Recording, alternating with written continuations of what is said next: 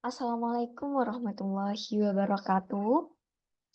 Perkenalkan, nama saya Elva Alfajiria dengan NIM 71014210056 akan mempresentasikan mengenai bab 2 yaitu kajian pustaka dan hipotesis penelitian.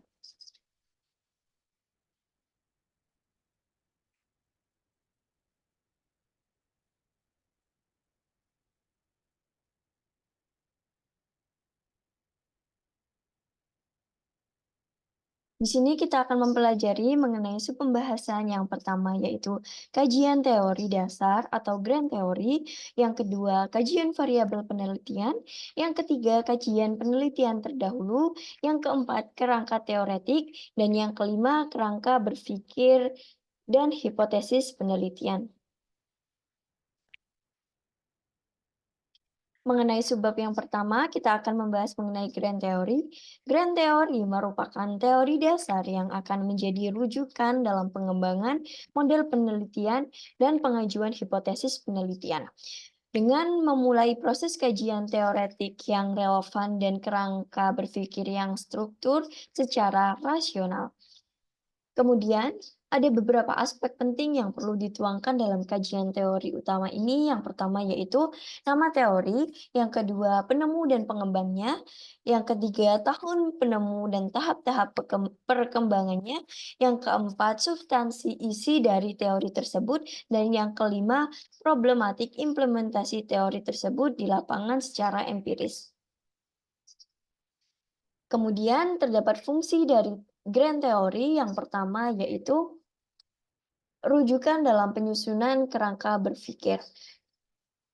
Ini membantu dalam membentuk pola pemikiran yang mengaitkan variabel-variabel dalam penelitian, sekaligus menggambarkan hubungan kausal di antara variabel tersebut.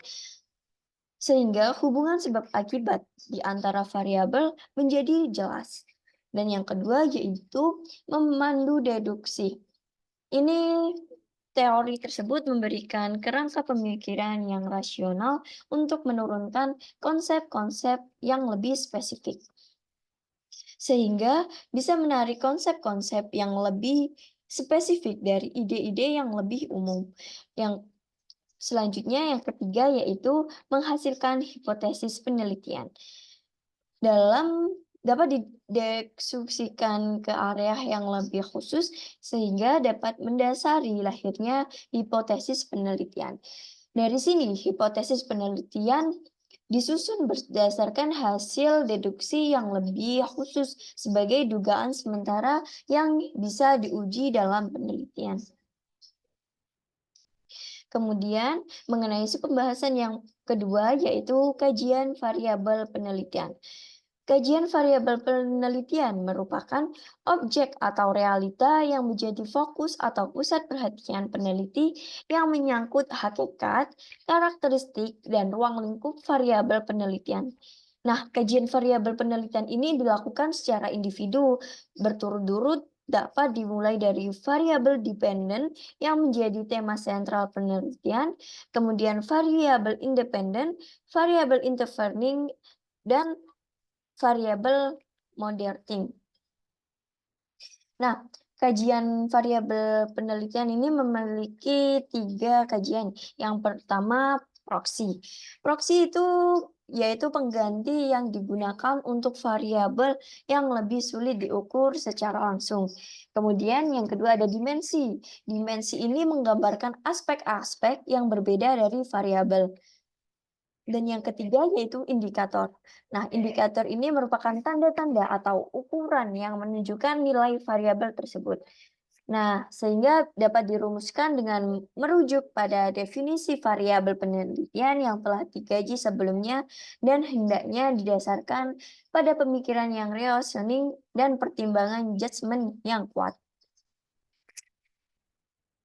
Kemudian, terdapat pengukuran dalam variabel penelitian. Yang pertama, pengukuran variabel penelitian dapat dilakukan dengan formula atau rumus. Contohnya dalam dunia pendidikan terdapat pengukuran seperti post-test ataupun nilai ujian nasional ataupun UN. Yang kedua, ada pengukuran variabel penelitian dapat dilakukan melalui angket atau kuesioner. Kemudian, subbab pembahasan yang ketiga yaitu kajian penelitian terdahulu.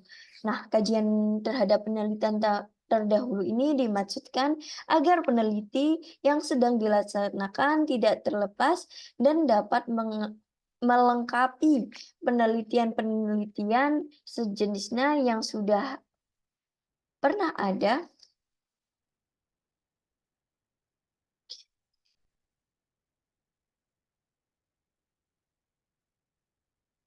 sebelumnya. Nah, kajian ini tidak hanya membantu memastikan bahwa peneliti baru relevan dengan konteks ilmiah, tetapi juga memberikan kontribusi terhadap perkembangan ilmu dengan memperkaya teori atau pendekatan yang ada.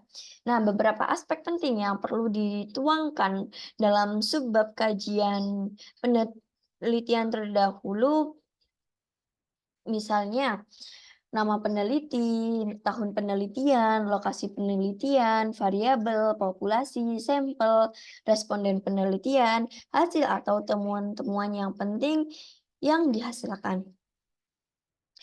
Di samping kajian pada teori-teori yang relevan, kajian terhadap penelitian terdahulu juga dilakukan guna mendukung lahirnya variabel independen, variabel intervening, atau variabel moderating. Nah, selanjutnya masuk ke pembahasan yang keempat, yaitu kerangka teoretik. Nah, kerangka teoretik ini merupakan jalinan pemikiran yang rasional yang menjelaskan adanya keterkaitan atau hubungan kausalitas sebab akibat di antara dua konsep atau lebih berdasarkan teori-teori yang relevan. Nah, fungsi dari kajian kerangka teoretik ini yang pertama, menguatkan landasan ilmiah melalui teori dan pandangan para ahli. Yang kedua, memperkaya perspektif tentang hubungan antar variabel. Yang ketiga, mengarahkan penelitian dalam menjelaskan kausalitas. Yang keempat, mendukung pengembangan hipotesis berdasarkan deduksi teori. Yang kelima, yaitu memvalidasi hasil penelitian agar konsisten atau menawarkan penjelasan yang baru. Selain mengacu pada substansi atau hukum ilmiah yang mencakup pandangan argumen dan telaah lebih lanjut oleh para ahli, terhadap teori tersebut dapat dijumpai baik dari jurnal ilmiah maupun buku yang relevan.